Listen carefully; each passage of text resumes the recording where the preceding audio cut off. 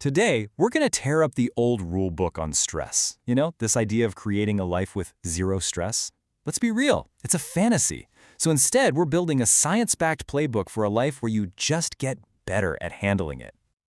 Okay, let's just dive right in with this question, because I think we've all been there.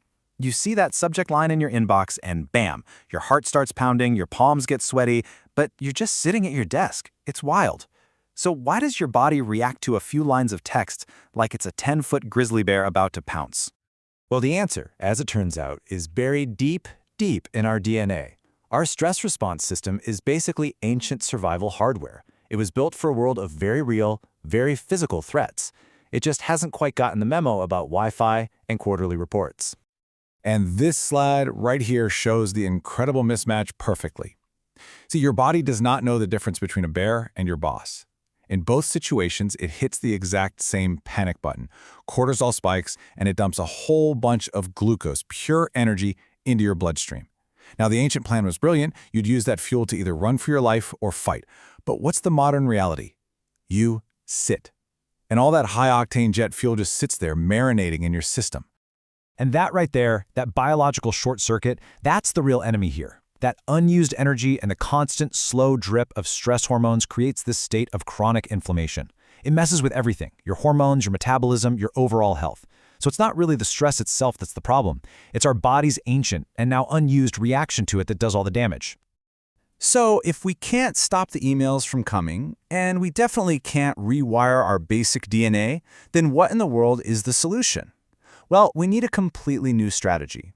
The whole goal of a low-stress life is a trap. It's time to flip the script entirely. In this insight from Dr. Natalie Crawford, it really is the heart of our new playbook. Stop trying to prevent the rain. Instead, focus on building a really good, waterproof shelter. You see, the power isn't in avoiding stress. It's in accepting that stressors are going to come and knowing, deep down, that you have a plan to deal with them.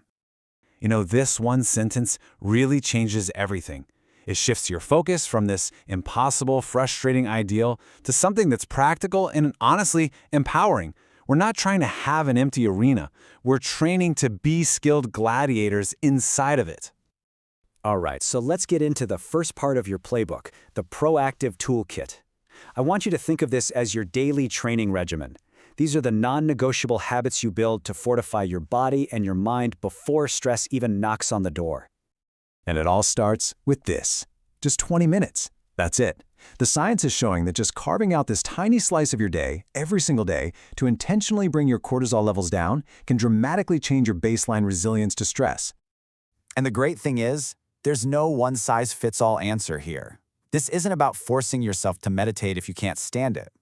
The only rule is that it has to work for you.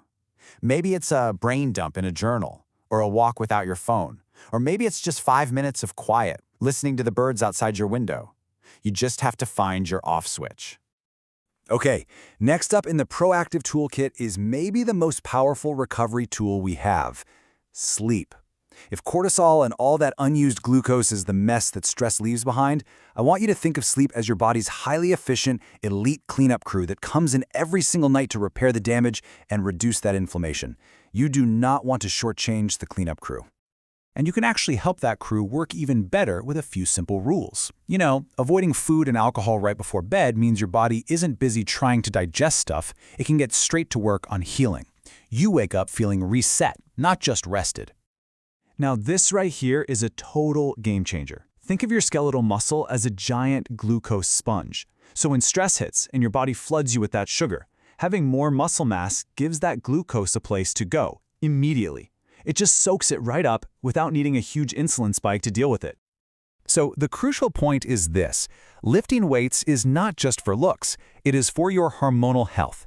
Every time you do strength training, you're not just building biceps, you're building a bigger, better sponge. You are proactively equipping your body to handle the chemical storm of a stressful event.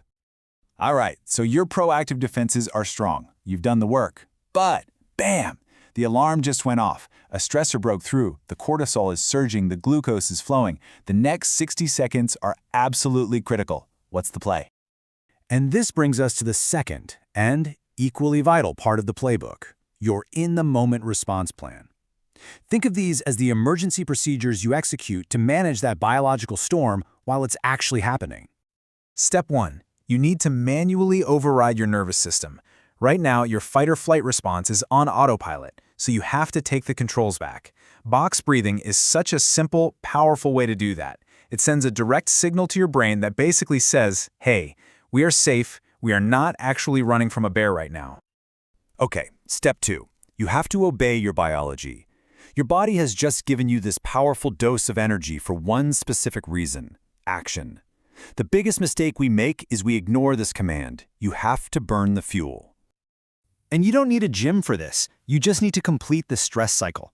Get up from your desk, walk briskly up and down the hallway, do 20 squats right there by your chair, anything to engage your muscles and tell your body, okay, message received, the energy is being used. That's what brings you back to a state of balance. And this slide really lays out the critical choice you have in that moment. It's a fork in the road. On one path, you use the glucose with movement, which completes the cycle and gets you back to balance.